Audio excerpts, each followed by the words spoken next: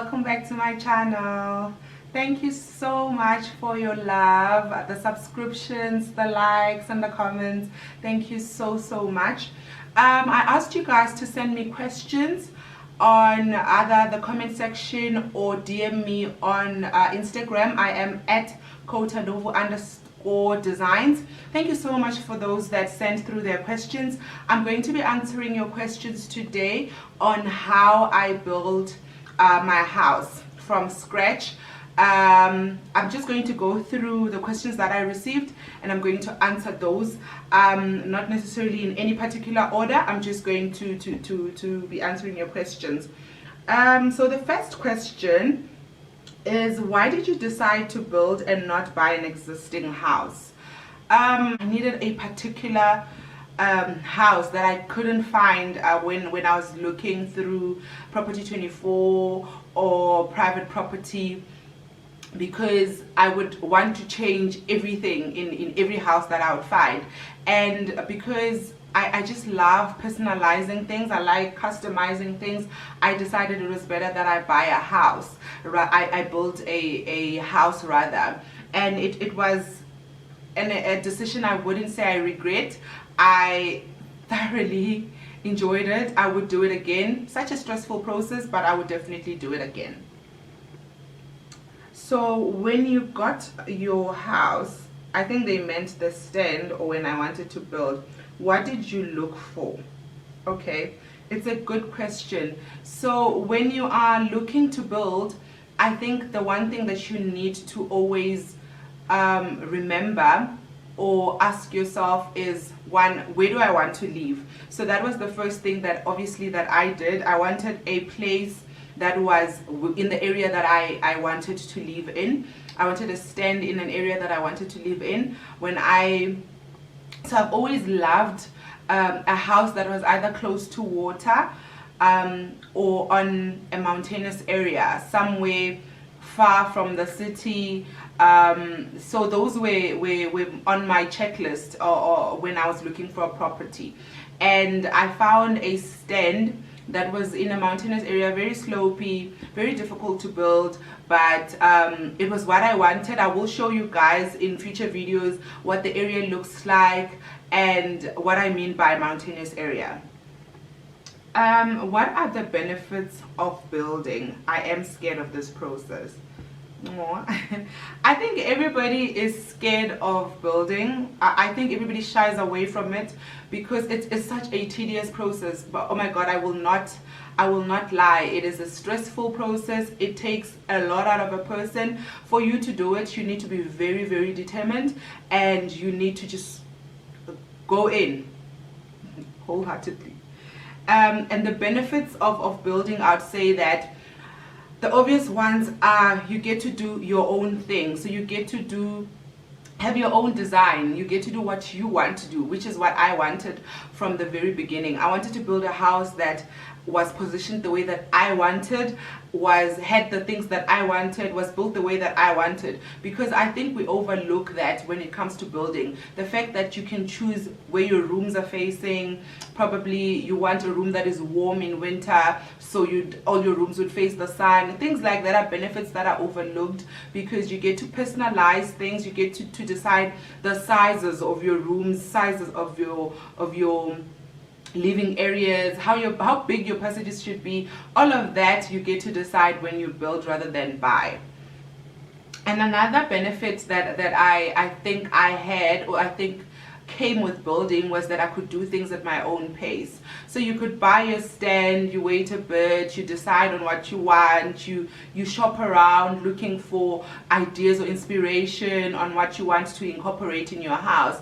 And another thing that I really liked was the fact that I could go with what was on trend. I didn't have to buy an old house where I didn't like the finishes and I had to change them. So immediately when I was building, I was looking at things that inspired me, how I wanted my kitchen, what type of cupboards I wanted, and I went with things that were more modern and things that I liked. So that was another benefit.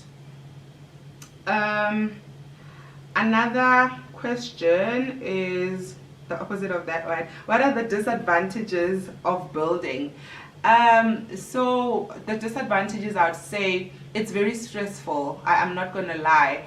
The process is very, very stressful. It needs you to be in it completely with all that you've got.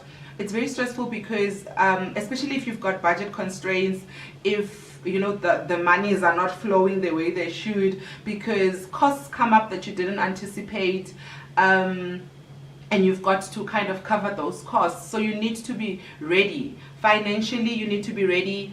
You need to choose that you want to do it and actually do it. That's it. That's building for you. You are going to encounter many unexpected things on your journey, and you need to be ready for those things. I think that is the biggest disadvantage. Expect the unexpected. That's it when it comes to building. I remember when the house was being built, we couldn't find a sewer line. So the contractor was stressed, I was stressed, a sewer line couldn't be found, and we had to consult with the municipality and so forth so that we could join the main sewer line. It was a crazy process, but it was finally done. But it took a lot of sleepless nights, and it cost quite a lot. Another question was, what was the price of your stand, the complete house, the drawings, etc.? Okay.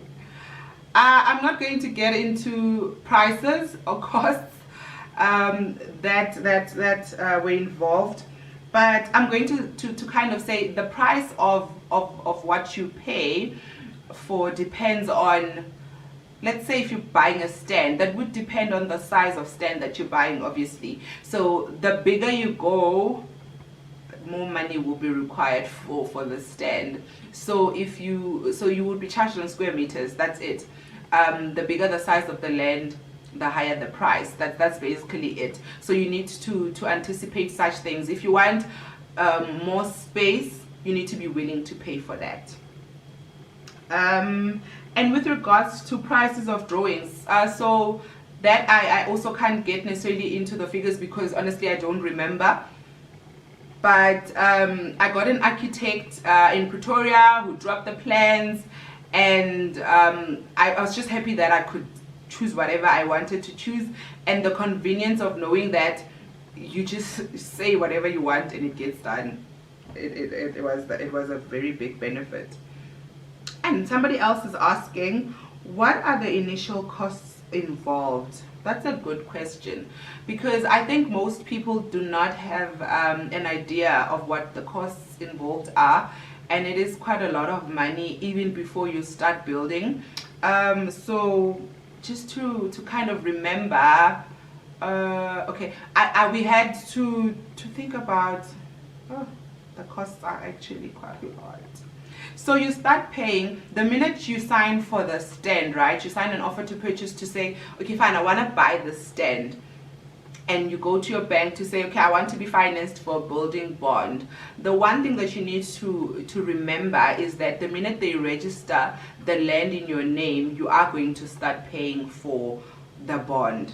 I think most people don't know that. So you would be paying for the land, and you would be paying for where you are currently staying, whether you are renting or whether you've got another house. You would be paying for both at the same time. So that was another cost that came, yeah, I can't say out of nowhere, but yeah, it was a new or an additional cost that came up with just buying the stand.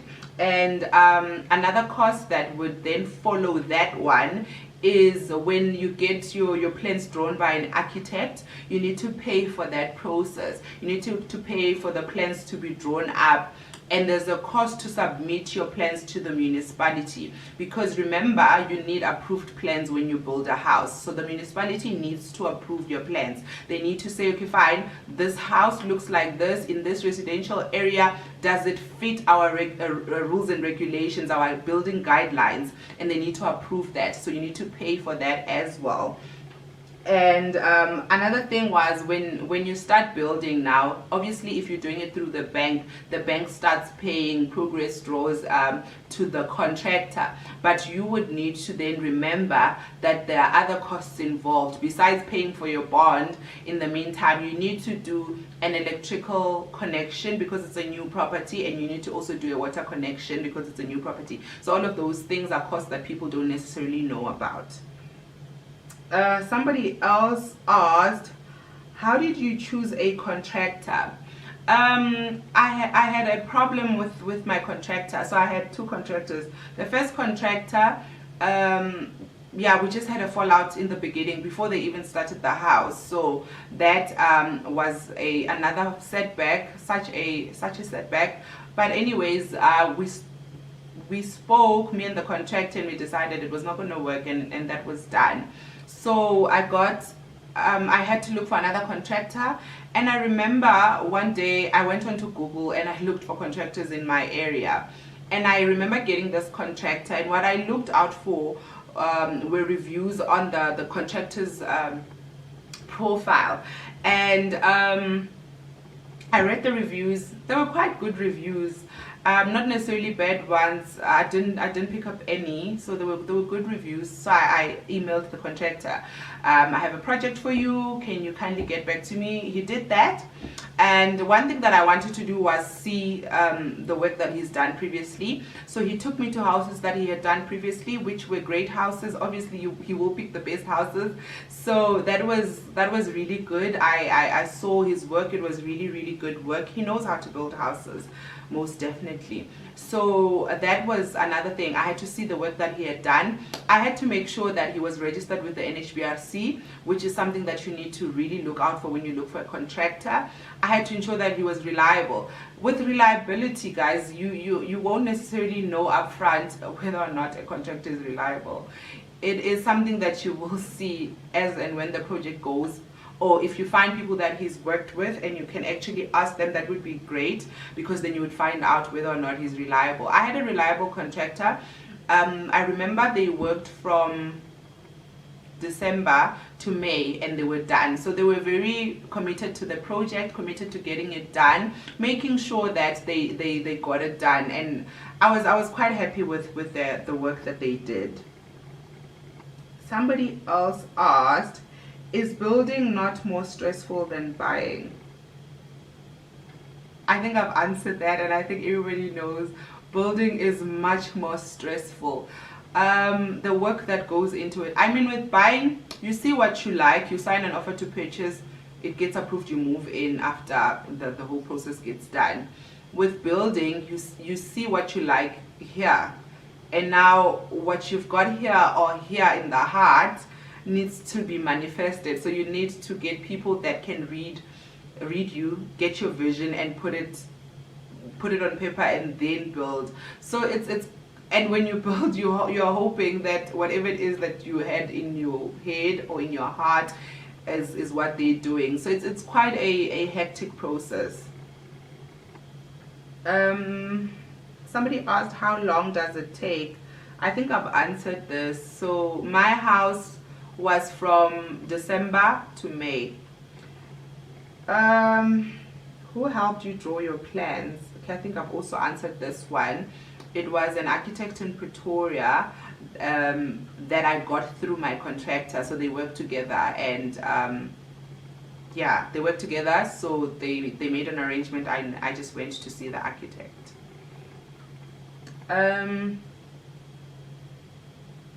Another one is asking, any general challenges? There are many challenges. Just hoping that you get what you dreamt of is a challenge on its own, because sometimes the contractor is not understanding what you want or exactly what you dreamt of, and sometimes what you see or what you dream of can't be done. Practically, it's impossible. I'll give you an example. So I like I said, I found a stand in a very mountainous area. So already the stand on its own was a challenge, building on the stand. And there were many things that I probably wanted to do that I couldn't do because it was literally a mountain and they had to rock drill. So yeah, it becomes a challenge. Finding a stand that speaks to what you want is also kind of a challenge, because you might want to build something that you saw on a show or on Google, and it does not speak to where you want to put the house or where you want to build it. So that on its own is a challenge.